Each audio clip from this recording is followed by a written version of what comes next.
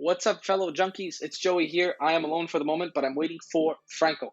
Thank you for joining us. This is going to be our 10th episode of the podcast. We didn't post on Sunday. We actually recorded on Saturday. Didn't post on Sunday. That's my bad. I wasn't feeling well once again. So we're going to put it out today, but we wanted to stitch something in because the Canadians just finished their 56-game season against the Edmonton Oilers with a loss in overtime 4-3. But we've got some good stuff to talk about, and we're going to kind of preview the playoffs as they come in. I did want to say thank you also to Franco's cousin-in-law, Joe, who kind of went on to Cameo and got us the legend himself, Mr. Scott Gomez, talking about the podcast and about how bad Franco was at fantasy hockey. So thank you once again for those for that message. And again, if you guys haven't subscribed already, hit that subscribe button down below. There's a bunch of people that watch our videos that don't end up subscribing, so just keep up to date. Subscribe to the podcast, and if you want to see us on Twitter, it's obviously Sports Junkies Podcast. You can look it up, or our handle is SJunkiesPod. You'll see it in the description below. Let's get to it. All right, welcome back, kids, to the not Sports Junkies Podcast. Right now, anyway, it's the midweek recap, I guess we'll call it. The Montreal Canadiens just finished their season, 56th game of the year against the Edmonton Oilers. They lost in overtime. Yeah, again. Is what it is. 4-3 in overtime, but some encouraging signs anyway, in my opinion. And really, I think the first thing I wanted to ask you about was just how do you not play Cole Caulfield right in the playoffs? Yeah. Oh yeah. Because hear me out. So basically, if everybody's back and everybody's healthy, right, you're basically gonna go Tatar, Dano, Gallagher, right? Yeah, that's your first. It's gonna happen. Let's say Anderson. Let's say Anderson, Suzuki, Toffoli. Let's just call it that. You're keeping this other line together with Evans, Byron, and Lehkonen. There's no chance you're splitting that up. Nope. And then what happens? And then you have to make a decision. And then you have to go what? You have Kotkaniemi probably, right? I think he's gonna get sit out. I think he's not playing the first. Right. Okay, but either whatever. Let's just say you have Kotkaniemi. Are you gonna sit Perry? These guys are not sitting Perry. No, you can't. You right? Can't. There's no way you're sitting Perry. Are you sitting Stahl? Yeah. I would, but chances are he's playing. Yeah, he's gonna play the first game. I think he gets the first game, and then the Canes make a decision based on that. I don't know, man. I don't know. I'm trying to think. There's definitely another player that I'm like, oh yeah, for sure. That means that Caulfield's not playing. So Armia, to me, it's like, that's it. Armia. That's what I'm thinking. So do you sit Armia? That's tough. We're talking about listen. We have depth on right wing, right?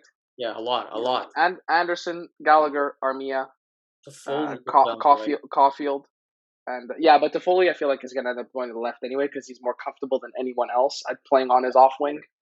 So he's going to be there. So I don't know. It just, to me, it's like, how do you not play him, right? We have a lot of decisions to make, which it's going to be like, I don't know. I mean, it's Toronto, right? It's not. Yeah. It's not Vegas. No, I know. Right? They're not running around hitting people. No, I think you do want speed, so that's why I would rather have KK in the lineup than Stahl.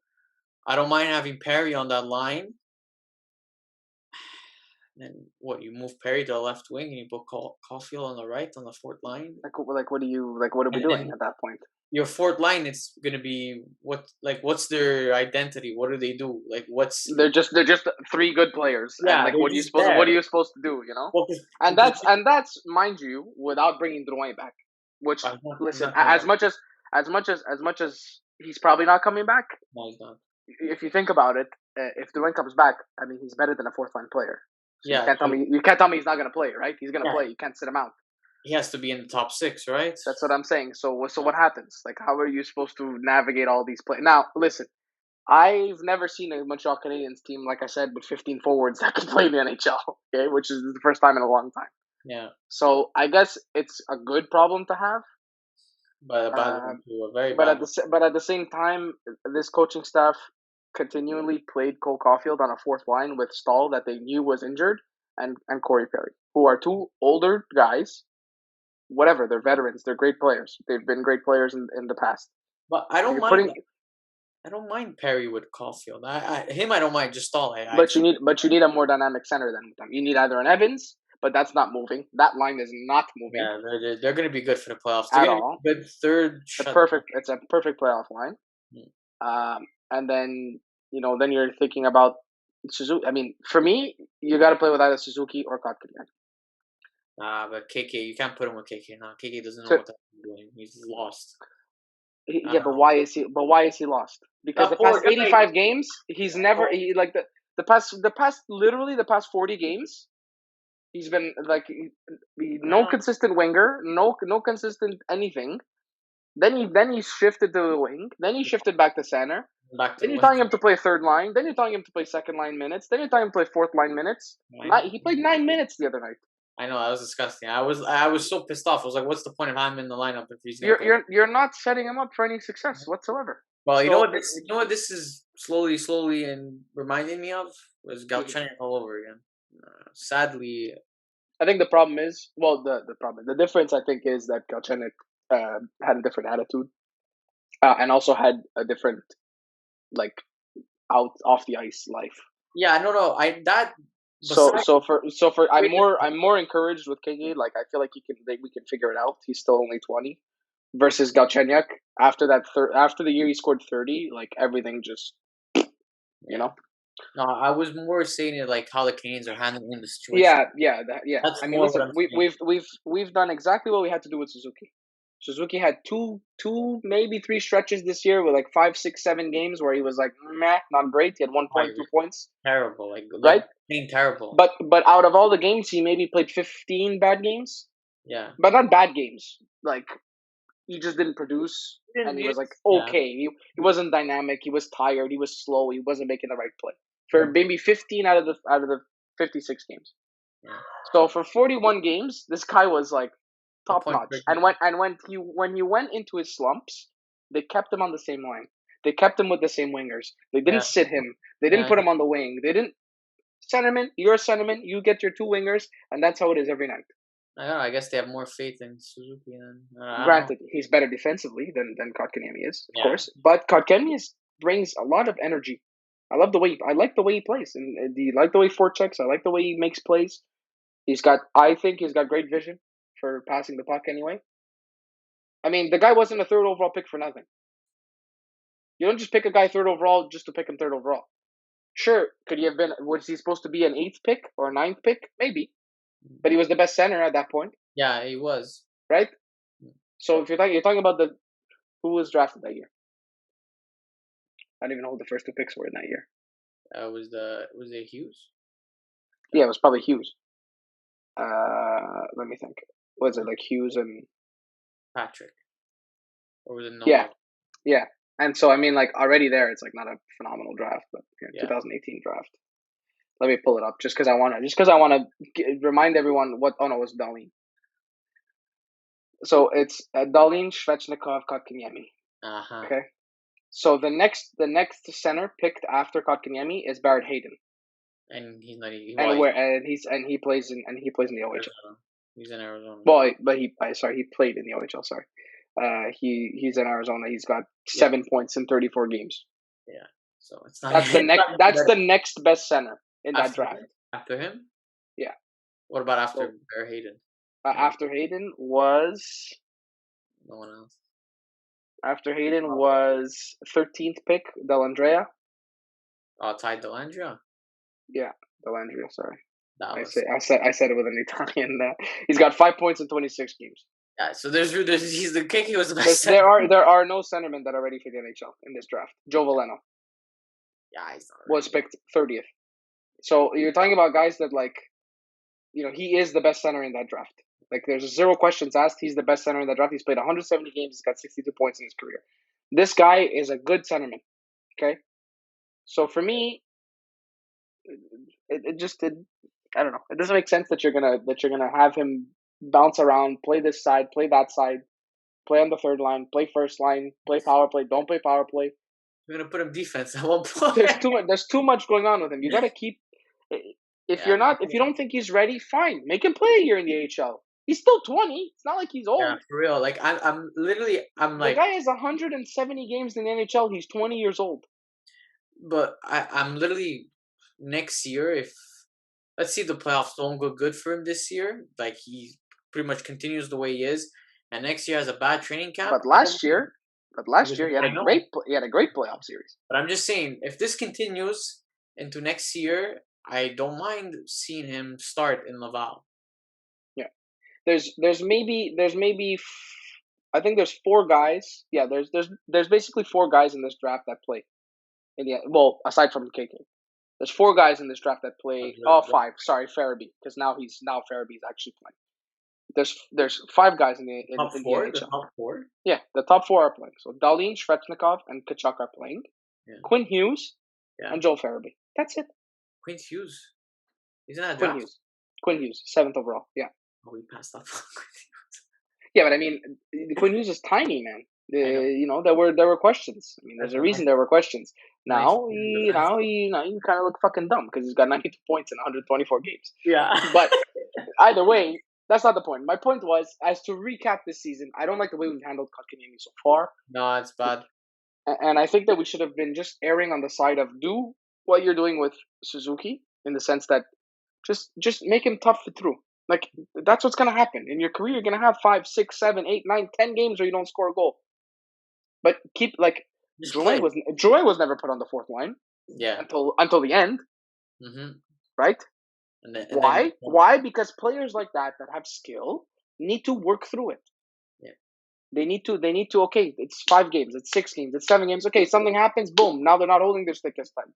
Now they're making the right plays. They're making the right decisions. And sometimes they're not even exactly. Sometimes it's not even physically whatever. It's just mentally. You got to get through it. Like, look at a guy like Anderson. Yeah. The guy just works. Like, he hasn't scored, the poor guy, and I've never seen a guy play that well and not score for so long. Good chances. Yes, chances. A lot of chances. But that's the point. So a guy like that, you can't just say, oh, he's not scoring, put him on the 4th line. Yeah. Like, you can tell KK's trying. You can tell he's trying to make the right play every time. You know? Is he losing a little bit of confidence? Sure, he made a play where he passed the puck back to yeah, he should have. I think it was Perry. Yeah, but he's also on his backhand, right? Take the shot, fuck. I know, but you know what I mean? Like, maybe he's like, okay, maybe higher percentage players to drop that puck. You know, so listen, he's lacking a little bit of confidence. I don't want this video to go on too long because I know we want to attach the actual podcast that we recorded on Saturday. But listen, we're gonna preview the playoffs probably this coming Saturday or Sunday. Yeah. When we record, and we'll have it up for you before obviously the playoffs start, and we'll kind of just go through probably brackets, I guess, and then what we think. What we think the lines are for this team. We could create our own bracket, assuming everybody's healthy. Now, the other thing I wanted to say tonight was, I mean, if we have a couple more points, we get out of the first round, because you cannot tell me that we lose to the Edmonton Oilers in 7 games. Yeah, we would have played Edmonton if we would have. You could have played Primo for 7 games. We'd win. I'm sorry, but this did Edmonton. No, like we. Well, they played their full team and they won in overtime. They played their full team. We sat. Okay, listen to this. Aside from so we have the injured players: Price, Gallagher, Weber, Dano. Okay, those are injured. Drouin, injured.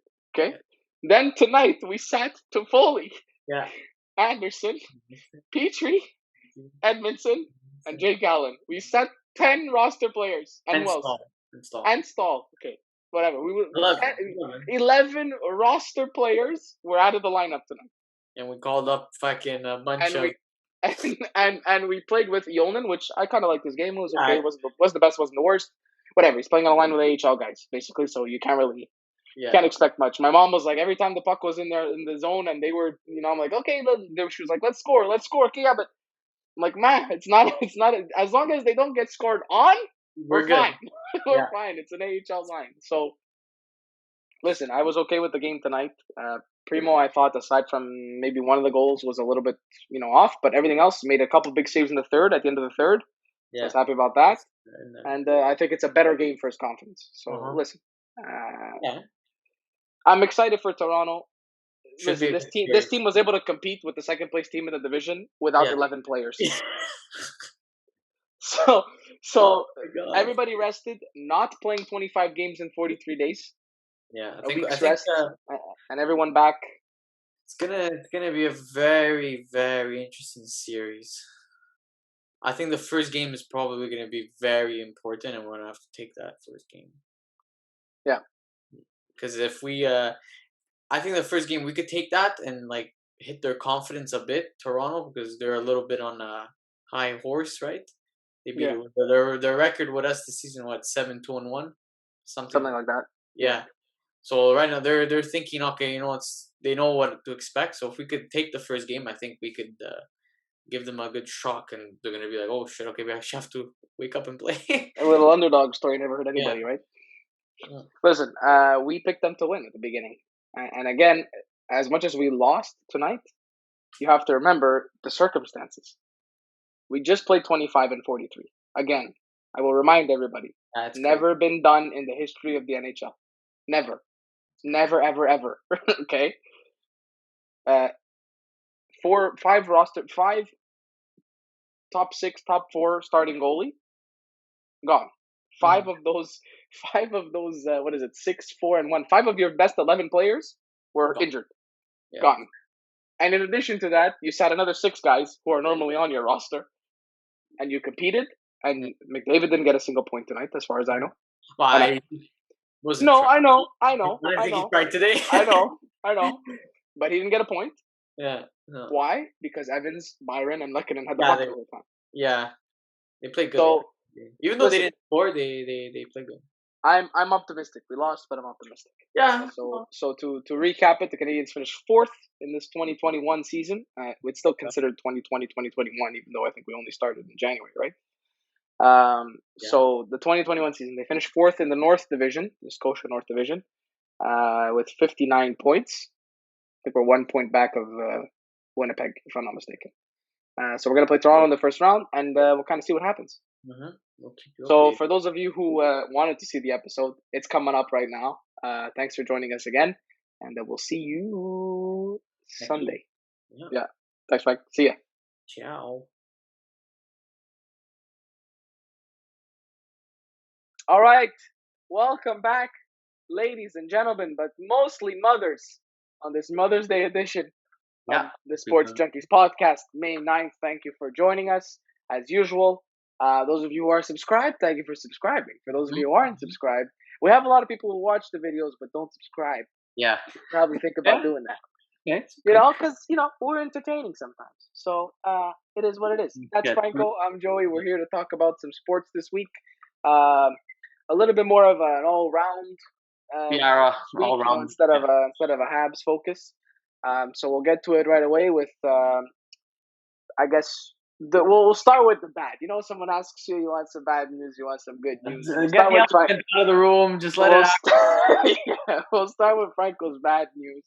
We'll talk about Juventus losing today 3-0 to my Milanistas. And hey, what did you think of the game? I saw the first half. I didn't get a chance to see the second. Yeah, I watched the Saw game the first now. goal, but go ahead. Juventus were just like they didn't show up. They were just there because they had to be there. Okay, That's listen. Let me ask you a question. Do you think it's a question of structure? Do you think it's a question of tactics? Do no. you I think it's a think question of players? Do you think no, it's a it's a player. question of lack of Not, engagement? uh Or is they're not skilled enough? I mean, it's hard to believe that they're not skilled enough. I mean, no, I don't think it's they're not that they're not skilled enough. I think the players are they're not the high quality players that are meant to play at Juventus, right? okay. Because in the past, like we're always going to refer to past because Juventus. Obviously, the last 9 years, of course. Yeah, look, soccer, I believe, it's one in the midfield. If you have a good midfield, you'll be okay because your midfield provides offense and provides defense for you. So Juventus in the past, we pretty much built around defense and our midfield. That's And the midfield, literally our strength. Before, like I would say, like when we first started winning, our midfield was Pirlo, Pogba, Vidal, and Marquisio. Like they're all solid midfielders.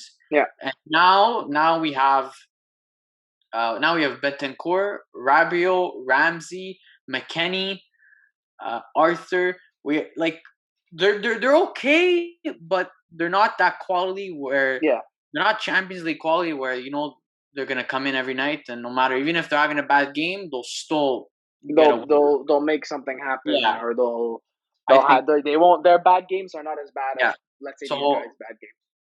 I really think that the last 2 to 3 years we've had a problem where we haven't brought in the right players, and it's showing this year that we're literally That other teams, let's say, are stumbling. catching up, and to a Yeah. certain extent, yeah. Well, look, our team is very old. We're an old aging team. We have Bonucci at 33, almost 34. Chiellini's done.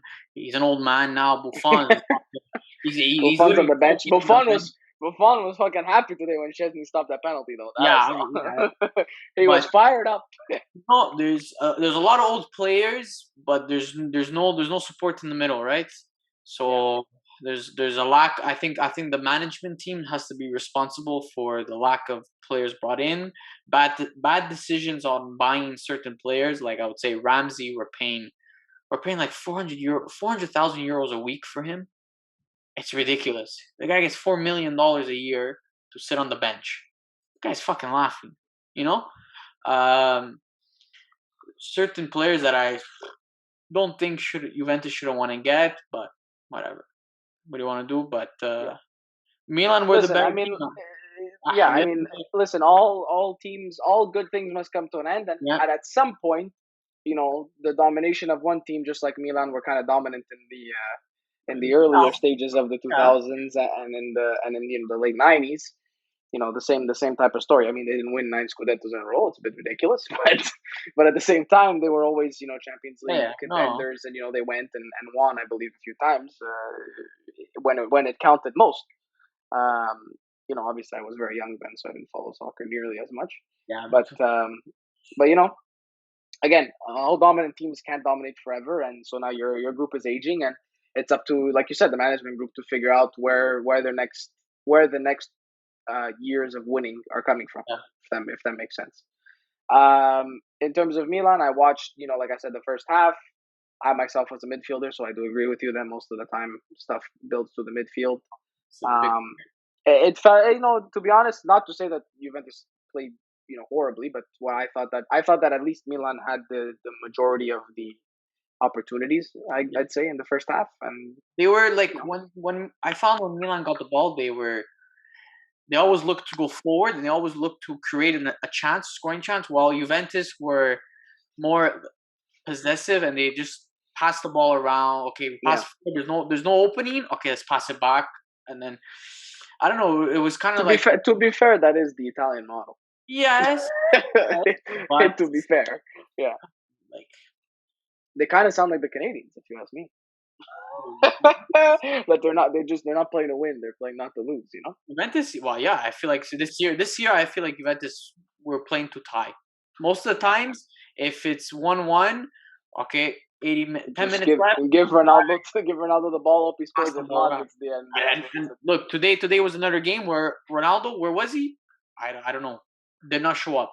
He had a chance or two, maybe. Now you could say there wasn't any service for him, but to me, I don't find that as an excuse. You're Cristiano Ronaldo. I think any Yeah, but slight of opportunity, you should put it he's in. 36, bro. What do you want us to I do? know, but he's It's like one. saying Shea Weber should score every game. Come Yeah, on, but Ronaldo's not come a on. Schmebber. I know. Damn. I'm just saying. That you're the one out of a million. Ronaldo's one out of a billion. We'll never see Yeah, that again. We'll never see yeah, Ronaldo again yeah, in probably our lifetime. So I have high standards for him, even though he's old. But yeah. I good think for it's fair. I mean, he's got the reputation for it. But hey, we'll see how. I'll show the table really quick, yeah. just how it works out, because I know you guys are actually pretty close Three games, to. 3 games left, if I'm not mistaken, Yeah. in the calendar. So So top four make Champions League, 5, 6 make Europa League, 5, 6, 7. Sorry, make Europa League.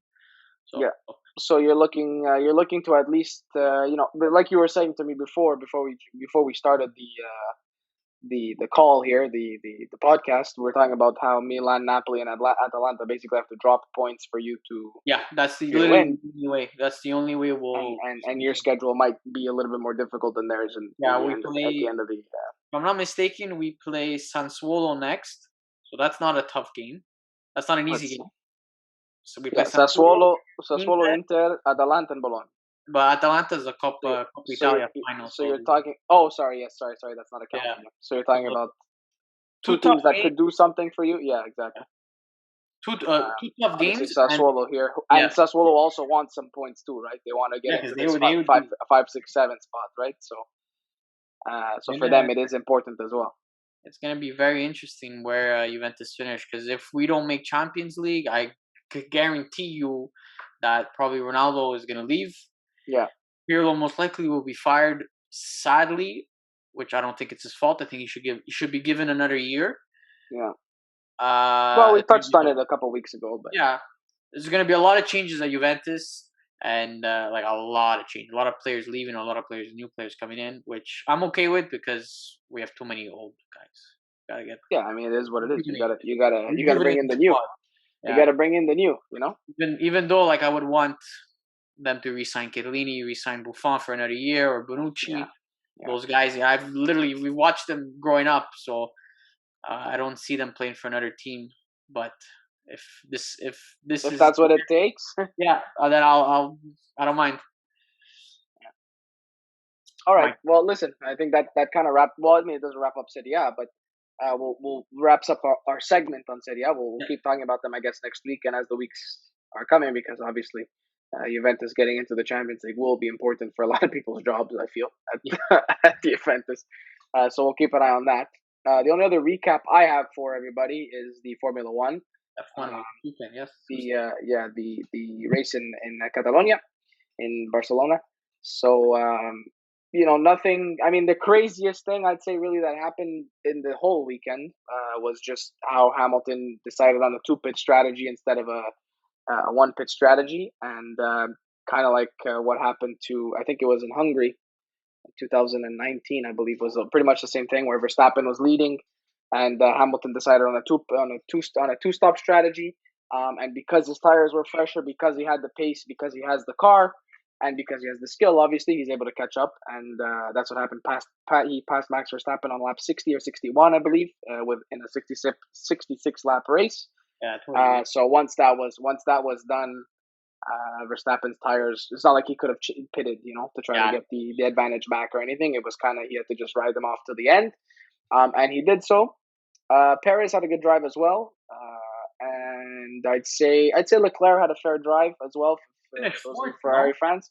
Yeah, he qualified fourth. He finished fourth. No crazy incidents. No big disasters, which kind of happened a few times last year between him and Vettel.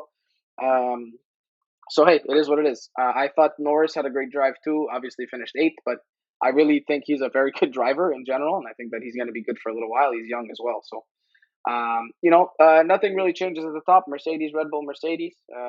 That's pretty much how it's been this I year think so that's. far. Uh, in some reordering I think that's that we're in that's there. gonna be that's gonna be the F1 season this year. It's gonna Yeah, be. but you know what? There are McLaren. I think McLaren and Ferrari both have actual chances of finishing in first and second and on the podium this year.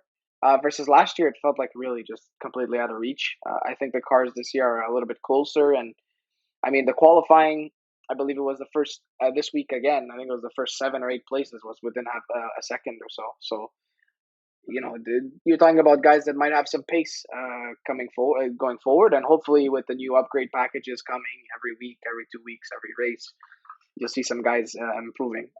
Our Canadian boys, Lance Stroll, he finished 11th today, and Latifi finished 16th, which is somewhat of an improvement on where he's been finishing lately, which is usually 19th or 20th. But actually, no one's really worse than Mazepin, to be honest, because he should not be in F1. But that's just my opinion. And that's it. That's all I really got to report. So that was a kind of not an uneventful. It was F1's always exciting, but I'm kind of looking forward to the new qualifying procedures. They're actually doing something called the sprint race, which I'll explain to people once it actually happens. It's a little bit more complicated. That you basically do a race before the race, to determine who's in first, second, third, starting the race. So instead of doing the qualifying, you do the qualifying, but that only sets up the sprint race, which I believe is 100 kilometers or I don't know what it is. It's a fraction of the race. So let's say it's like 10 laps of the race instead of the full 60, and you do 10 laps, and whoever finishes first on there, that's who starts first. So it's a way to get more racing in, more overtakes, more kind of exciting things. Crash your car and you get totaled. Yeah, you're Exactly. Then in that case, let's say you're first. Then if you crash or if your car something happens to your car, well, you end up in 20th. So somebody like Hamilton, let's say, who something happens, maybe it's raining on that day, and he spins out of control and he doesn't have enough time to catch up. He's fucked. That's crazy because then the next day, he's not guaranteed the fastest lap anymore. He starts in 16, 17, 18. See if he can, something interesting that's might be a twist. I'm not sure exactly which races it's happening in. I'll keep everybody posted on our Twitter account. But let's yeah, go ahead. It's that it kind of evens the playing field some for like lower. Yeah, more or less. Yeah, it kind of it's to try to make it more like unpredictable, I guess. Which is interesting. I mean, you get more racing, you get a couple more laps of racing in, that's for sure. And yeah, that is kind of the new thing that they're trying to do. I'm not sure if it's to gain viewers. Maybe they had like a decrease in view. I know they did have a decrease in viewership in 2020, but I'm not sure what the strategy is for this. Well, we'll see. So we'll see what happens in the coming weeks. And yeah, if you're Ferrari fans, you can follow us. I tend to tweet stuff more about Ferrari than the other teams, but that's just because I'm a Ferrari fan. Either way, always exciting. Speaking of exciting, that's a horrible way to transition. But speaking of exciting, let's talk about Connor McDavid, because this kid is just, this kid's unbelievable. God, a gift from God. He's honestly a gift from God. The last person to do what he did, which if you're not paying attention, because maybe you were busy for Mother's Day, or maybe you wanted to go get some flowers or something, you weren't paying attention. This guy hit 100 points yesterday in 54 games. Yeah, wild, 54, huh? 53. 53, sorry, 53. 53 games. Yeah. Which has not been done since Yager. 9. And the last person to do it before that was Gretzky. Yeah. And the last person to do that was Lemieux.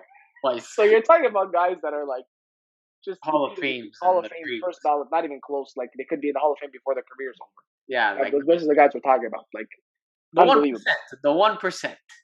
The 1% of the 1%, man. Yeah. You're talking about crazy players.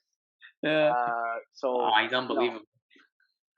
I've never seen anybody move his feet and his hands that quick and think at that speed as well. Like when you think like there's a guy that's super.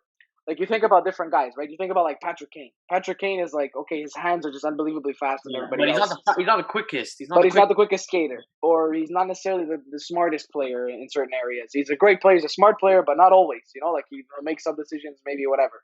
I talk about a guy like Josh Anderson, who's like super powerful. He's got super straight line speed. He's got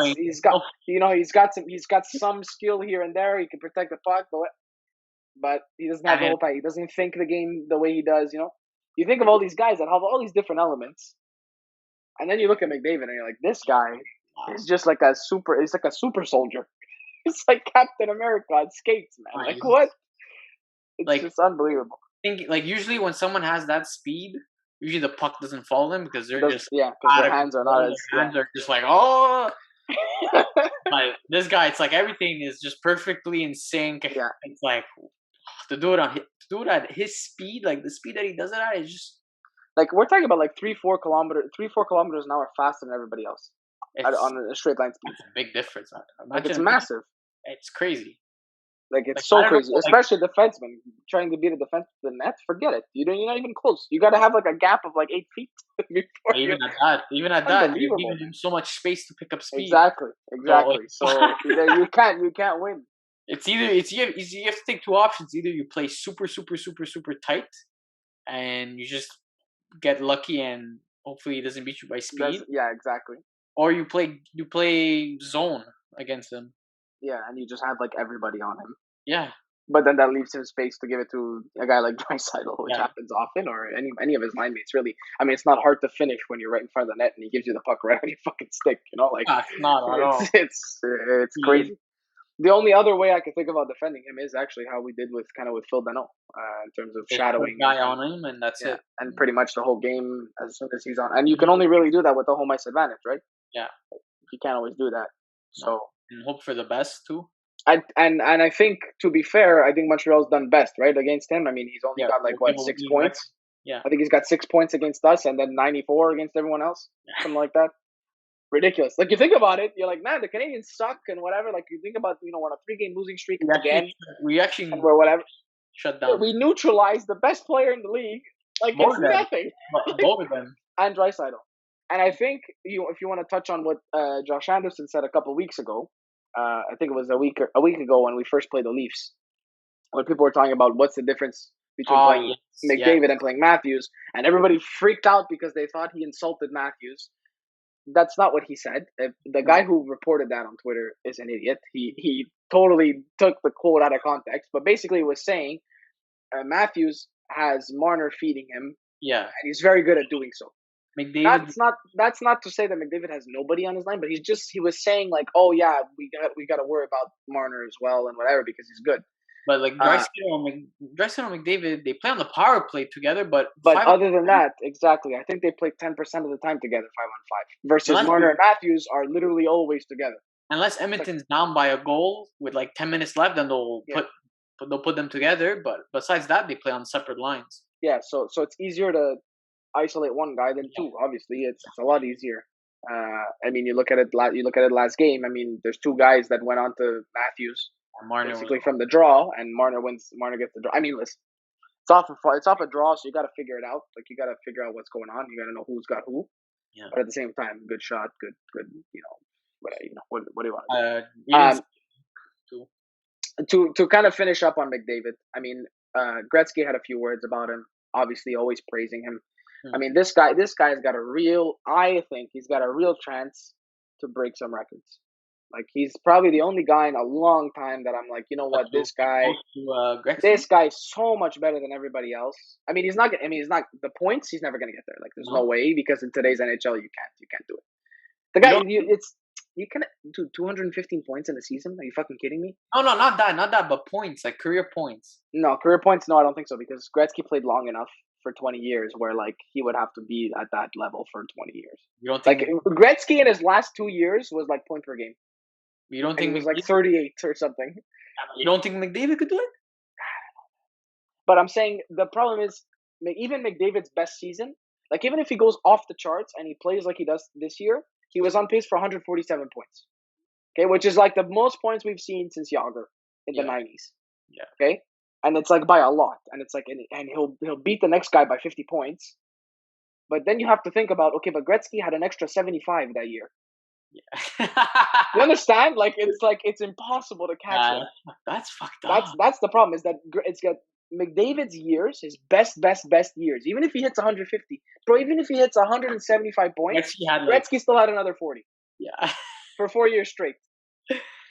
It's disgusting. That's how good Gretzky was. I don't know. Then what records can he break? I'm thinking records like goals goals in a certain amount of games, like streaks.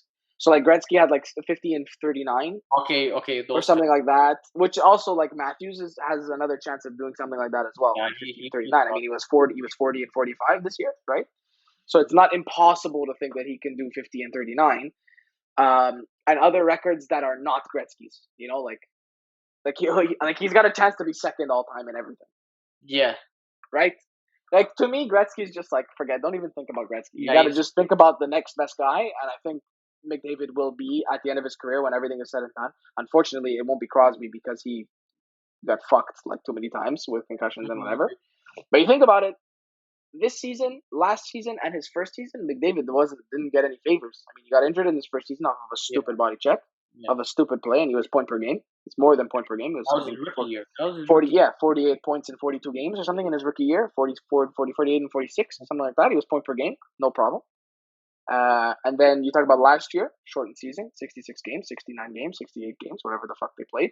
This And you're talking year. about this year again, shortened season, 56 games. So you're talking about probably another 60 games, right? When everything is said and done, if he's that close to records and you're like a 60 games, and especially in his prime, 60 games in his prime, I think where he could have got 80 points, 100 points, it might put him, it might have put him over the top. But now I don't know if that's going to happen, I think what freaks me out is that he's going into his prime now. He's 24 years old. But 24. So sick. And to think people put McKinnon and I think even O'Neill put Hedman over McDavid as like a better player. I'm like at the beginning of when they do those their that's weird. That's a little top 100 players or whatever. Yeah, McDavid's number one right now by far. It's not even close, bro, and he's been number one for a while. Yeah. I mean, offensively, 100%. Yeah, like he's you can argue for defense, but I mean, his fucking team is garbage anyway. Like, I'm okay. Yes, they're in second place. I'm sorry. Yeah. I'm sorry, Edmonton fans. I'm a Canadiens fan talking about how shit the Oilers are, but to me, they are not a good team defensively. No. Like, I have to give him credit. Like, even though they're not a good team, they're not balanced well. He still finds a way to just take them out of the shit. I think I don't know if there ever has been, but if there hasn't, he will likely be the first unanimous MVP ever. Oh, like 100%? 100% voting? Yeah, I'm not sure if everybody's. I don't know if Gretzky's done it. I know Gretzky had like 7 in a row, but I don't know if he had a unanimous decision. I believe this year McDavid will be unanimous. You think this year? I don't think he's going to be unanimous. I mean, it's hard. Who else? Who else can you make the argument for, man? Come on. They're gonna some whoever's from Toronto that's voting gonna give it to Matthew. I forget who said that. I think Ray Ferraro said that. 100%. Also, like some schmuck is gonna be like, yeah, that's pretty funny. I don't know. I don't know. Kane. I mean, I guess, but that's a season that he's having with the team. I know, but they don't make the playoffs, man. How are you gonna give a hard trophy to a team that's not a playoff? I'm not saying he has to win it. I'm just saying he might get a vote. But I'm saying, how would you vote for that guy if the team doesn't make the playoffs?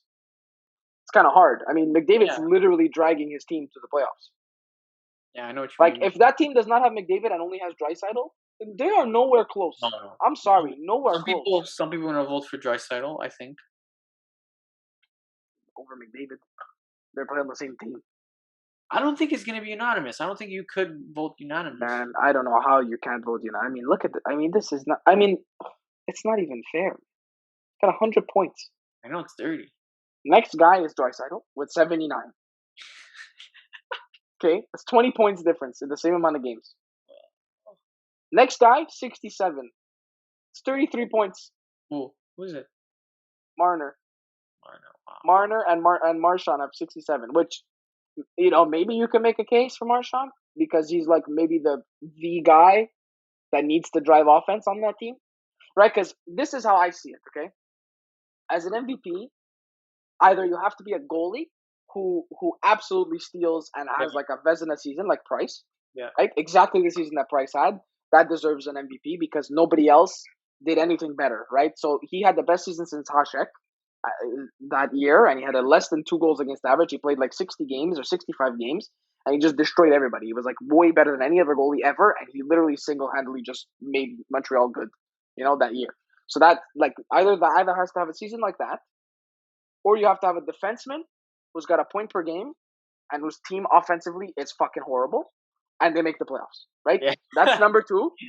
Or you have to be a forward who scores a fuck ton of points and who has no other offensive sources, right? And that's exactly what McDavid is right now. Yes, you can argue as Draisaitl, but he's not on his line. You think about Mitch Marner. Plays with Austin Matthews, he scored 40 goals. The guy could score if his fucking eyes were closed from the other end of the rink. He could score a goal on an NHL goalie. Like, that's how good this guy is at shooting the puck, okay? Yeah, so you're talking about a guy like that who's probably the best. Listen, I'm going to make a lot of Toronto fans happy and probably a lot of fucking Montreal fans upset. He's the best shooter since Ovechkin. Like, since Ovechkin came into the league, he's the best shooter. I don't see any release right now that's better than Austin Matthews' release. I don't. Like, I've watched him play a lot this year. I fucking hate the guy. Yeah. I love to hate him, but his fucking release is unbelievable. Yeah, he's a good striker. Unbelievable. He picks the corner very well. Like, picks it very well. But it's also, he changes the angle on the shot. Also, he gets it off within like 0.3 seconds. Which, quick release. In case you want to know about science, it takes 0.44 seconds for you to even register something in your brain. That's visual. So the shot. So the shot comes. The shot's already in motion before the goalie picks it up. Yeah.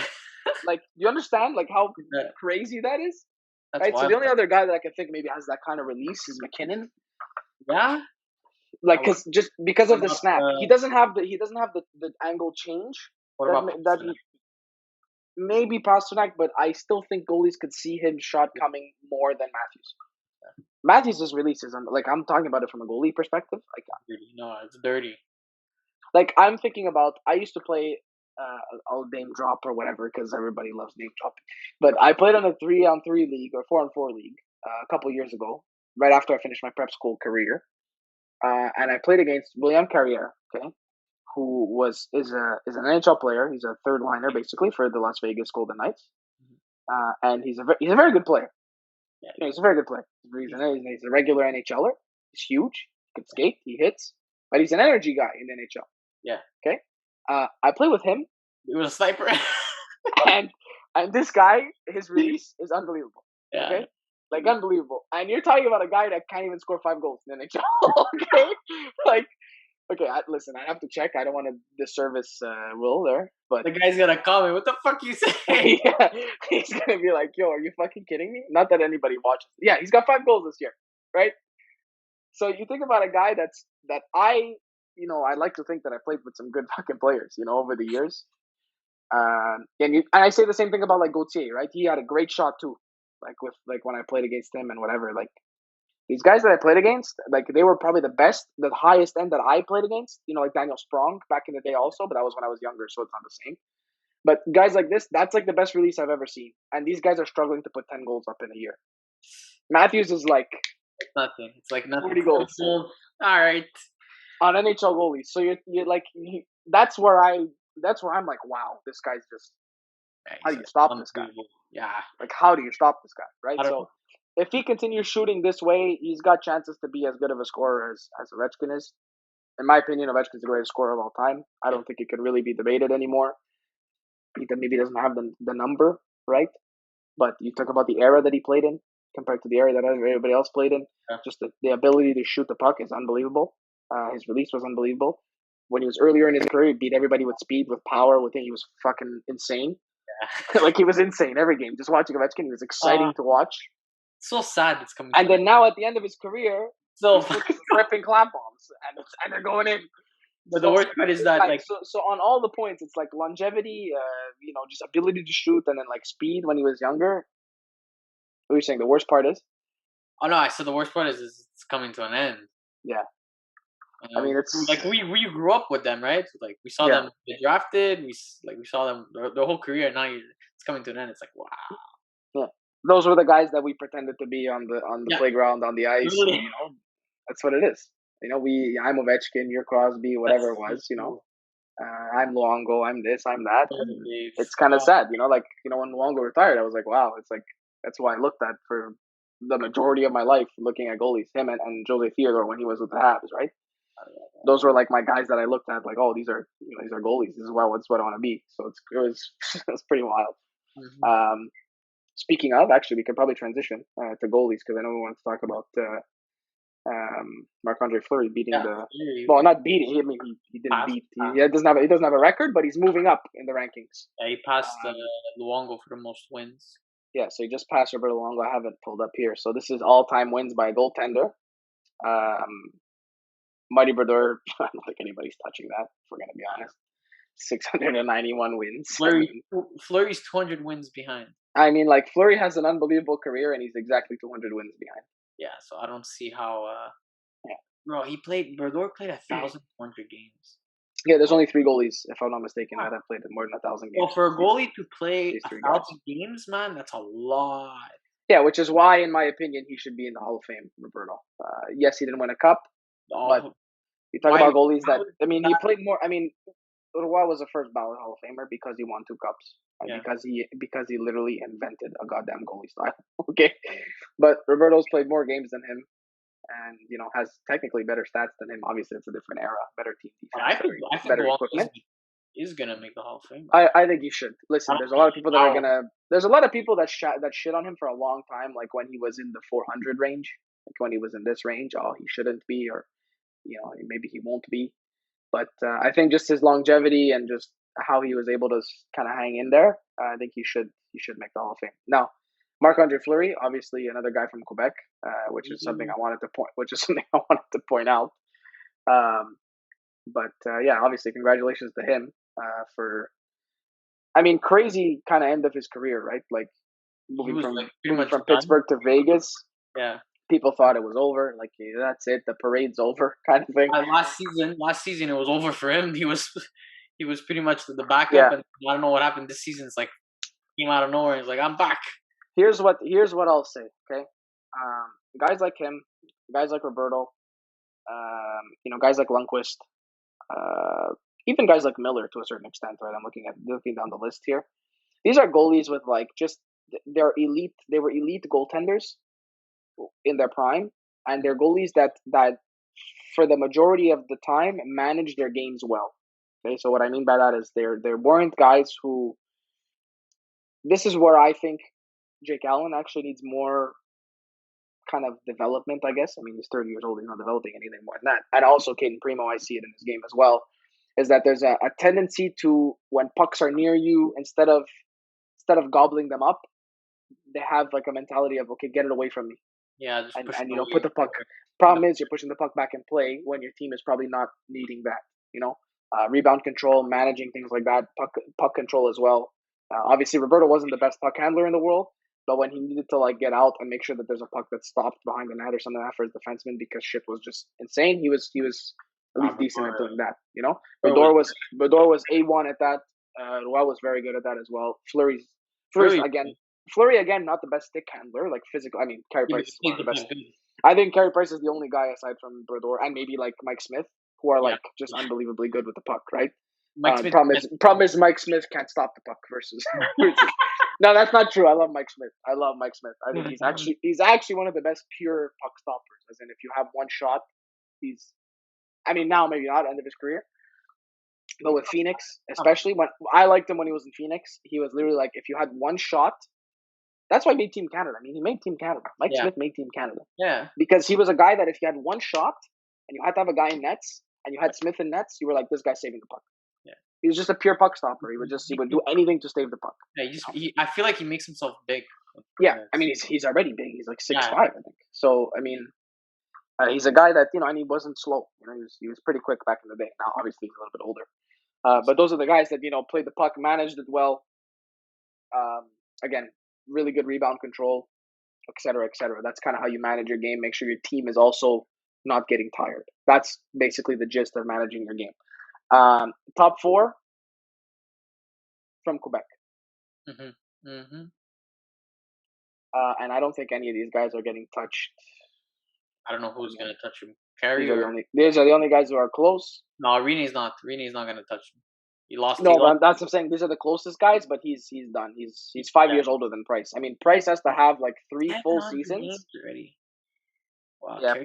Price has to have three full seasons of over 500 hockey for him to be even close. So basically, he basically needs at least 35 wins for at least 3 years, which gets him to about 105 wins, I think. which puts him at 465, which kind of puts him in that top 4, 5, 6 Well, category. he's cracking. He's gonna crack the top 10. That's for sure. He'll be 400. If I'm being realistic, he'll hit 400. So he'll be in the elite goaltending category with only 13 goaltenders to ever have 400 wins, which in itself is amazing. I think Obviously, he'll become the all-time Habs goalie. yeah, he's already. I mean, he's already the all-time Habs No, leader. Jacques Plante. No, he passed him. He's right there. He passed him last year. No, but Jacques Plante also played for other teams. Jacques Oh. Plante played for the Rangers, and I believe he played for Toronto as well. I could be wrong, but I believe he played for the Rangers. Yeah, Rangers, Blues, Leafs, even Boston at the end. And yeah, so yeah, he played most of his career with the Canadiens. That's why he has Price passed him last year. Okay. Cumulative wins, yeah. But, And then he played with the Rangers a few more years. So there you have another 20, 10, 18. So all these wins kind of add up for him as well. That's why he ends up being as high as he is on the list at 437. So I think realistically Price goes in the top 14. I don't know. What do you think? Do you think he goes higher than this? I mean, Yeah, I don't know if I see him get to 360, to be honest. 360. 460, sorry, which is 100 more wins. No, I like. Look, if he has some good seasons, I think he could crack the top 10. Yeah, I think we need to need to hurry the fuck up and have some good seasons. I think Yeah. Well, look, is the thing here, right? So Fleury's been having some good seasons late on. late in his career, yeah, but he's also got a team that's Yeah, he's on. quite well built. So Well, maybe if Gary wants to hit that, I think he maybe think about leaving Montreal. well, I mean, listen, I mean, we weren't planning on talking about this, but I mean, if you want to talk about expansion draft, there's a ton of people I see on Twitter and honestly a ton of analysts as well, basically saying, Allen hasn't had the greatest couple of games recently, but this is not a guy you can lose right now for this team. So it, from what I understand, a lot of people are trying to say, listen, Mark, you got to talk to Price, and you got to tell him, listen, just waive your no trade. Who the fuck is going to take you at 10.5, right? The thing is, there's the risk, right? There's the risk. Do they get Carey Price to bring in the name recognition, just like they did with Fleury? But exactly, they made Fleury the poster boy, and then they want to get all these fucking guys, and look at them now. Now the question is, do you see Price in any other jersey? No, I don't. I really don't. I personally don't. But if there's anywhere he's gonna go, it's Vancouver or it's Seattle. Yeah, because right. So I mean, his wife's family's from Seattle, from Washington State anyway. So that's the only thing that I'm like, okay, well, at least, like, if I'd like to see him go anywhere, yeah, go to Seattle. Sure, go to Seattle, go to the West. The problem is we won't see him often, and obviously he's one of my favorite goaltenders of all time. But it's okay. He won't be a pain in our ass when we play against them. Yeah, only in the finals if we ever get there, right? Yeah. But then my other issue is if that does happen. So there's it's kind of three things, right? It's do you have the conversation with him, or should you waive the no trade? I think look, I think it's what happens in the playoffs. I think that's where he has to make his decision. If Bergevin is there next year, if Bergevin is not there, then God knows what the fuck whoever comes in they do. But if Bergevin is there, he has to look at the playoffs, in my opinion. But I'll let you say what you have to say. Yeah, so that's number one. Do you have the conversation? Number two, if he says yes, are you expecting him to be taken, or are you not expecting him to be taken? Yeah, then you're gonna be put in a situation where Carey's gonna be like, well, do they want me, or do they? What the fuck's going on here? Yeah. So that's another thing. Obviously, he has his family and all that. Does he want to move? Whatever. Again, the move to Seattle would be a lot easier than a move to anywhere else. Yeah. Because he's got the roots there. He's got his family. He's got his wife's family. They've been there. They spend their summers there sometimes. There's it's an easy move. And then the third and final thing, which I think you can also kind of touch on as well, is what happens if they do take him? Where are we after that? Yeah. Because in my opinion, Allen is not a goalie that can play 60 games. No, but then is Primo ready to make the jump? That's my next thing, because Primo's your guy. Like, we already know it. Anybody who knows anything about goaltending knows that Primo's a good goaltender. There's no question there. If we go that route, that means you have to manage his games. You cannot play him against Toronto and expect him to fucking, you don't worry, he's gonna stop the pucks. 4 shots and 4 goals. What do you want? He's fucking Matthews coming down the wing, fucking Tavares coming down the wing. Fuck. After the first goal, I was screaming at my TV. I was like, "Fucking take him out! Take him out! Take him out! He's not ready. No, he's not ready." I was pissed off. There should have been I think there should have been a timeout. I mean, you get scored on 16 seconds in. Just take a timeout. I mean, I forget who it was that said it. I think it was on the radio. I think maybe Mitch Melnick was like, "Listen, the timeouts are not cumulative. You don't get to keep them at the end of the year. Just take the goddamn timeout." Ducharme never takes a timeout. Easy. No, I want him out. So I don't even want him. I don't want to. Listen, the only thing I can. Okay, let me finish on Primo. Then we can talk about Ducharme. So basically, Primo, you can tell he's a great goaltender. Okay, he needs some time and needs some games again in the AHL. I'm not worried about him really, as long as his head is there, right? Much like I have the same kind of feelings about him as I did with Jack Campbell when he first came in. I always used to say Jack Campbell, Jack Campbell, Jack Campbell. Then his head wasn't in it, and it took him this long to be even a decent goaltender. And Yeah. and like we're seeing, the 13 games in a row is not Jack Campbell. It's not Jack Campbell. Sorry, No, the team in front of that's him. not Jack Campbell. I'm sorry, it's not Jack Campbell. He'll steal a game or two here or there, whatever. He's got some skill, but now the way he plays is very different than when I saw him when he came in, and it's also the league is very different, and I just don't think he has the capability to. Honestly, you want me to be honest with you? I made Leafs fans very happy before. I'll make you upset. Jack Campbell is not a playoff goaltender. He's No. not.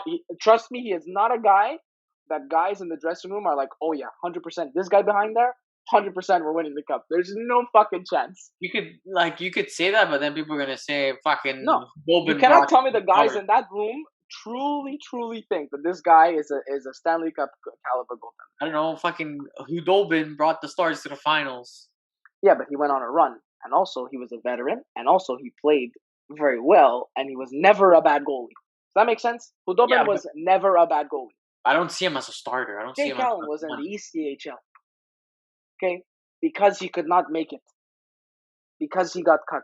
Bro, he got cut his first year. He was expecting to make it, Jack Campbell, and he just Yeah, fell apart. that was it. Yeah, but it That happens can't to a lot that of can't goalies. happen, dude. Hudobin's a Russian. He's like a machine, man. But Okay. it happens to a lot of Yeah, goalies. of course. And listen, I'm not blaming him necessarily. I'm just telling you that as a player on the team, I'm not Yeah, looking back there and going, oh yeah, this I don't guy's think it got it would for be. us. Right? You go game 7 of the Stanley Cup Finals. I'm still taking Carey Price every day. Can't convince me that it's Jack Campbell that you're taking. Come on, you cannot convince me. And I'd even go as far as to say Frederick Anderson has not looked good in the AHL. No, he Not got looked good. I've seen a couple of them. It's not looked good. But if he's even if he resembles a little bit of Anderson, I take Anderson over Jack Campbell in Game 7 of the Stanley Cup Final. Come on, it's not even close, man. there's no question about it. So that's why I'm saying, hey, give me Toronto. Yeah, The only thing, this is transitions well. The only thing that I can say, maybe Ducharme is whatever. The only two things I can say is, and I think you can also test this because you talked about it last time. Changing a system, right? We both talked about it last time. Is quite difficult in the middle of the season. yeah. And then the second thing is, we're playing 24 games in 40 days. I don't think anybody in the history of the NHL has ever done that. Like, if I look at it, I would really have to look because there's been no other season like this in terms of crammed games. Even the previous lockout seasons that we had half seasons was not even this crammed, okay? Because they just shortened it to whatever the schedule would have been at that time. So I think the last time they played the Subban year, I think it was 47, 48 games. Those 48 games were already scheduled from January to April or whatever it was. Whatever the actual season was, that was what it was. There was no games postponed for God knows what. Exactly. And it wasn't trying to fit everything in one section, right? So those 56 games, they really tried to stretch it because realistically, they probably should have played a 41-game season. Yeah, well, Bettman tried to get as much right? TV, as much money as you can. I mean, it's normal. It's a business. I understand. So you can't tell me that, dude. I'm pretty sure nobody. Someone please fact check me, or someone please. I don't because I will never be able to find these stats. I don't know where these guys get these stats. Yeah, but all these but I'm pretty sure nobody has ever played 24 games in 40 days. That's a game every 1.69 days. You're playing a game fucking crazy. Are you crazy? Are you crazy? 4 games a week. It's 4 games a week. You cannot tell me that people are not tired. Come on. But we see it with the Canadians. Look how many injuries we have. It's only normal that we're gonna have a lot of injuries. A similar thing with basketball as well. We don't follow basketball, but I know that there was Giannis injured, LeBron was injured, a couple other stars were injured because they're playing so many games in so little time. All sports, every single industry. Okay, if you go look at injuries are up, not 1%, not by 2%. They're up like 30, 40, 50%. Yeah, and it's not 1 week day-to-day injuries. Some of them are fucking season-ending injuries, career-ending injuries, long-term injuries that these guys, man, are fucked because someone upstairs wanted to get an extra $2 million in their pocket, and they have to pay the price. Yeah, which to me it's sad. It's really sad. Now that also raises the question of why the fuck aren't people just, you have the taxi squad. Okay, I understand that it's competitive every night and you have to win every night, Hmm. but teams like Toronto, teams that have no issues making the playoffs. I mean, Toronto doesn't have that many injuries. They got, knock on wood. I don't want to fucking wish anybody any injuries, but Toronto hasn't had that many. Hyman's been gone, and Yeah, Foligno now has been gone for a little bit, Anderson and Anderson. and Anderson. Those are their three main injuries, but they've been very okay without them. Like their core is stayed intact. Is Also, intact, right? So you contrast that with Gallagher, Price, Drouin, Price, Weber, Tatar. Talking about guys that are gone for 2, 3, Sherrod, 5, 6 weeks. Talking about guys that are gone for a long time, long stretches of the season, where it's hard to figure it out. Like at the beginning of the year, we had no injuries. We were playing well, we were playing better. Let's say we're on maybe not fire, well, but bro. We were yeah. fire. I mean, the first 10 games, yeah, of course. But again, the first 10 games kind of teams don't adjust to you, and because we Yeah, were so different and we had such a different look, and because we were so fast, dude, we're scoring 5 goals a game. That's never going to happen in the NHL over a season. Like, fuck off. Like, that's never happening. Um, you know, do I think that we could be that team that scores 3 goals a game, 3.5 goals a game? yeah, yeah. But it won't come from one guy. It won't come from two guys like Collect, Matthews and Tavares kind of thing. It's not going to happen like that. collective. It's a collective effort, and as much as we talk about guys, needing to be high energy and needing to wake up for games and start on time. Again, you're talking about a season that nobody's ever lived before. You also think about, I've been really hard kind of thing on Stahl the last couple games. He hasn't been playing poorly, but Not, it's like it's not good enough where I can say keep him in the lineup over somebody else. You understand? Like there's other guys that I'm like, you know what, might as well put them in because they're there. Obviously now they can't because of the injuries. But back when like we called up Paling before he was injured as well, like yeah. Paling's injured, right? He's not even playing; he's injured. The season-ending wrist injury. Exactly. So I was like, you know what, Stahl's really just, and you know why? Well, I mean, listen, I'm not saying you know why, but the guy's got 3 kids. He hasn't seen them all fucking year. You think that Yeah, doesn't affect people? Like these guys are obviously. not robots, man. Yeah, I know. No, it's they're And here. we like to be hard on them and whatever. There's other things going on in their life besides hockey. Yeah, dude. Like, And hockey will never be the most important part of no. anybody's life. I promise you. I think. Look, I think in a normal season, 82 game season, I think they have the opportunity to focus more and be better prepared on hockey because you'll have that week where you have 2 games and you have like time to focus on other things. Now it's literally everything's crammed and it's like we have a game, practice. Or kids, I gotta get checked every day. Fuck, it's a mess, man. Yeah, and I hope to God that this doesn't happen next year and doesn't happen ever again for anyone in any lifetime. If you're watching this in fucking 2150, whatever the hell YouTube's issue thing is, I don't care when you're. I hope this never happens to anyone ever again Yeah, because this is just brutal. this It's is brutal. it's It's brutal for a lot of people. very taxing on the body. Like you watching at home, right? So viewers of the podcast, you find it difficult. You cannot tell me that, oh, this is a great pandemic, it's easy for us. How many times do you see your family now? How many times do you see your friends? I mean, it's you have no Yeah, it's brutal. no semblance of a social life pretty much at all. We barely see our families. So you're talking about we're doing this. Okay, what does a couple $1 million change anything? No, not really. In my opinion, it really doesn't. I mean, these guys are guys with families, and even worse, they have kids. Imagine if you had a kid and you weren't able to see them right now. Yeah, it's pretty fucked up. It's insane. Like I it's don't know how insane. I would do Just it. that alone, the people with kids, I'm almost like, okay, just write off the season because these guys, like, I don't know how you want them to perform. And especially it sucks because their kids are mostly young, and it's like you're not there, and it goes by so fast. So you want to appreciate when they're young, but they're Yeah, not there all the time. yeah. Franco with some life advice here for all Yeah, those for all those parents out there watching this. Spend time with your goddamn kids. yeah, it's But you're right. it's easy. I know, it's not easy. So I almost want to write off this whole season for a lot of those guys. And then you have guys like, I don't want to speculate, but you have guys like Drouin who presumably is just feeling like garbage, Yeah, right? I think he's Personal probably. matters. I don't know if it's family issues. I don't know if I it's think whatever. I think he's But fed up with the season. He too much shit going on in his head, and he yeah, couldn't so take it anymore. Yeah. right? Who And knows? and Who and knows? and and I think that's exactly. And I think sometimes like you have to be like, okay, I mean that's hey dude, like I'd rather you be alive next week than you know. Like like I want to give an example, like the impact right now. Yeah, go ahead. FC Montreal, whatever. Yeah, Like it's 2 years, it's 2 seasons now that they're living in a COVID situation, and they have to play their football in Florida. elsewhere.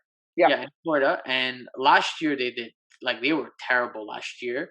And during the offseason, they were saying a lot of the players and the coaching staff were pretty much not there. Their head was not there. They were checked missing out. their Yeah, families. They were missing, right. They couldn't see their kids for 6 months. They had to come back here, quarantine, go back. It was just a mess. And the management said this year we brought in players that are either are not married, or if they're married, they don't have kids yet. And what they allowed the players to do is bring over their family if they wanted to. So let's say, if, like, I'm gonna give you an example, like Samuel Piet.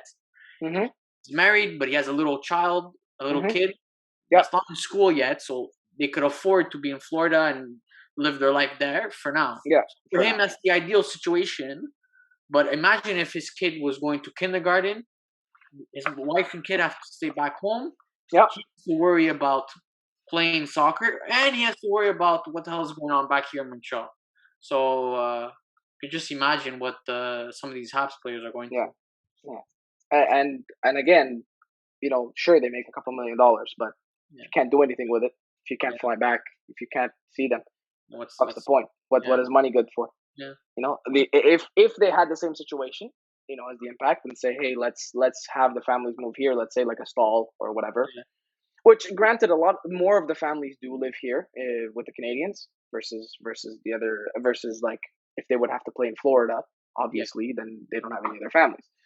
Uh, but again, like it's not easy, man. Like No, so I don't know. I don't want to make this go on too long, but yeah, I think you got to give some of these guys a break, and it also just highlights how freaking crazy certain other guys' seasons are, like McDavid. I mean, to bring him back into the conversation. I mean, again, he doesn't have kids, doesn't have whatever, he but doesn't have to worry about. maybe that's maybe that's a big factor. Like you think But about it, that's easy. I mean, you think about Ottawa in the last 10 games, they're 8-1-1. yeah, well, because they're all a bunch How of many of those idiots. guys? Nobody has kids. No. You know, it took them a while to gel. It took them a while to whatever. But fuck, they're playing some good hockey, man. Lying. Like this is a team that in a few years has some real good potential to be good. Seriously, if they play like this Can you next, imagine if this year they didn't have their goalie injuries and maybe they gelled a bit better instead of 2 for 15? Even if they won 500, this team is a playoff team oh this yeah, year. yeah. So that just what that tells you Scary. It's is scary. unbelievable. So you might have like kind of an underlying like good theme is that when the guys don't have other things to worry about, where they don't have families, maybe a little bit younger, maybe it is more an easier way to get through this. But who the hell was able to tell that before the season started? Yeah, yeah. Like It's who the hell was gonna know that? Nobody would have known that, you know. So some fucking really good insight. I didn't even think of the Impact one. So thanks yeah, for bringing that up for a lot of guys that don't realize that it's that hard on people. And fuck, man, is everyone hard on players on Twitter? yeah. It's bad. It's really bad. It's fucking I insane, saw, man. I Like had, I, literally- every time I turn my head and look at Twitter, I it's saw just it. I saw these two tweets and I laughed. I completely laughed. This one person said, the same person tweeted let me twice. pull it up. You know what I'm talking about? Or is it in your likes or the retweets or something? I don't know if I retweeted or commented. I don't know what I did. Okay. But this person said, okay, we should trade Tyler to Foley in the offseason because his value has never been so high. Oh shit! I I mean, was like, listen, okay, but like, what are you getting back? bro, are you fucking serious? I don't know, man. This is weird. You're kidding me right now. And then he goes on and saying we should add Josh Anderson to the trade too. I was like, Well, you just got them, and these are good guys too. Like they're good play. Like they're good guys. They're not what? I was like like, what? cancerous to the room at all. I was like, we just literally solved our problem that we couldn't score. Like we didn't have goal scorers in the lineup and guys who could create chances and score goals. You want to trade them? You just I added. don't. You just added 40-something goals to your lineup, and It's we not. want to trade them. I So don't good. understand this fan Fans base. in Montreal, man. And I don't know. I wrote this. Someone tweeted something, and I wrote it. I'm like, this is the problem with our fan base. The minute we lose, everyone is shit. Trade everyone. The minute we win, we're gods. That's, And I you mean, know, that's, like I said, we were high on the Canadians at the beginning of the year because we saw the acquisitions. yeah, We saw the way they played in the first 10 games. Like, this team's fucking for real. And honestly, without injuries, without kind of a shitty intermediate middle of the season where we changed coaches and there was all that fucking those games that yeah, you kind of have to give a coach 10 games, right? yeah, You can't just be like, yeah, next game you're winning. Like it's you got to give a coach 10 games. So you take out those 10 games in between. You take out this last stretch where we're 24 games in 40 days. I mean, I think this team is a lot. I think here's kind of a hot take. I think this team, healthy and normal, and with coaching that's been there and has a system in place, is a lot closer to the 7-1-2 team than they are to the 3-7 team. Oh yeah, 100%. I don't know if that's a hot take per se, but I think Oh, that this team's a lot closer to a winning team than a losing team when everything is in good shape. look, like like looking back now, if I look back at the beginning of the season, like when sports analysts were doing like the who's gonna finish where in the North Division, they had the Montreal Canadiens either finishing first or second. So it's rare that you saw them finishing fourth. And it was pretty much unanimous in terms of top two. Oh yeah, it was. I did not see many guys seeing. Maybe a couple that they said, okay, Winnipeg's got a better team. They've been together longer. They might finish second. The Leafs were pretty much first, and everybody, because everybody loves the Leafs in any of the fucking sports broadcasts that you watch. Most of them are from Toronto, so they have no chance. Yeah, which whatever, it's fine. They are in first. They have been the best team all season. That's fine. Great, fine, good for them. But a lot of people had Montreal second, and really, I thought that we could easily be in second place in this division. For first too. Yeah, but this is also why I say healthy, rest, and 15 forwards that can play in your lineup instead of 11. Yeah. Right, that we have now basically with Belzil, as much as he played a great game the other day. And again, why do you think he played a great game? You think it's because he's the best player? No, it's because he had fresh legs. Yeah. That's the only reason he played well, right? And you see the first two periods of the Leafs, this is why I'm saying this, is if we're healthy and we have some energy, we got some rest, and we got a good goalie, those first two periods is going to be all game, my friend. You're going to be all over them. You're going to be tight defensively. The only thing that we're let's say missing is those defensemen that can turn the play from defense to offense fast. Us, yeah, the Canadians. That's what we're missing is the transition, the type of defenseman like Jeff Petrie. We only have one of them. Yeah. And Romanov's got the potential to be great, right? But he's not there yet. So you can't rely on him to be that guy, to be a Jeff Petrie. But that's the only thing that we're really missing is that transition player. And in the playoffs, when you get deeper, that's when it becomes an issue. Yeah. I think. Right? You're gonna need but in terms of playing team defense, when everybody's healthy, I mean, now everybody's running around. You see it. I mean, you can see the guys are fucking their tongues on the floor, man. It's obvious. It's so obvious after the second period. It's two different teams. The first two periods of the game the other day, right? When did Marner score? Did he score in the second or the third? They all 3 goals in the second. Okay, so listen, they scored 3 goals in the second, but tell me that the Canadians didn't play better than them in the second period. We did. We were all over them. But... Right? Maybe we allowed more shots. Fine, but to say that they really outplayed us. No, I don't think they outplayed us. I don't think so. I think we were the better team throughout, let's say, the period. Just so happens that they have, like you said to me the other night, they got a game breaker, right? They got more than one game breaker on that team. Whereas we're missing maybe that game breaker, and you said our game breaker is injured in Price, so I'll give you credit for that. But obviously, yeah, he's the guy that you look to steal the game. But yeah, I mean, listen, bring on the Leafs if you're asking me. I don't mind taking them on in the first round. I think you're gonna see the reason we added 6 players that won the Stanley Cup. Everyone's saying. Does that make sense? No, I get what you're saying. Yeah, go ahead. Everyone's saying. I said everyone's saying if the Canadians want to get out of the division, we're gonna have to face Toronto, no matter when. Yeah, might as well get it over with. Let's get them in the first round. If we go out, we go out. If we win, well, we just knocked out the best team in the league. If we lose, well, we lost to the best team in the league. What do you want us to do? Well, right? In the league, I'm not going to say in the league. I don't think Toronto's best team in the league, but best team in the division. Sure, I'll give you that. Yeah, I'll give you that. I'll give you that. And honestly, the problem is, I actually think the problem with Toronto is, if one thing fails, the whole thing yeah. is done. It's like a domino effect, right? Right? One They goes can't down. they can't score for 4 games. They're fucked. Yeah, Right? Their goalie doesn't play well for 4 games. They're fucked. yeah, You know, their D is porous for 4 games. They're fucked. Right? Whereas but like, Montreal, it's kind of a weird thing where like their goalie doesn't play well. we're, Okay, but our defense could kind of figure it out. You know, like our defense. Okay, we'll lose a game, but we won't be completely out of it. You know, where if everybody else is playing well, or the forwards can't score. Okay, but we'll keep a game 2-1 for a long time. You know, Toronto, it's a little bit like, one thing happens and it's like, oh fuck, what's going on? That's they, what I find. I think Toronto could afford their goaltender to not show up Because because they got just offense. They could play running sure, gun. So sure. But what happens if the other team's playing very well in all 3 zones and your goalie's not playing well? yeah, well then That means you're only scoring 2.5 a game, and if your goalie's letting in 3 goals a game that are yeah, garbage, but that's what I'm saying. Then they're right? gonna be in trouble. That's where you get into trouble. Look, we'll see. Should be interesting. Yeah. Should be So interesting. I guess we'll leave it on that. We did a good Yeah, hour, I think, today. So yeah, we did. We did. uh, yeah.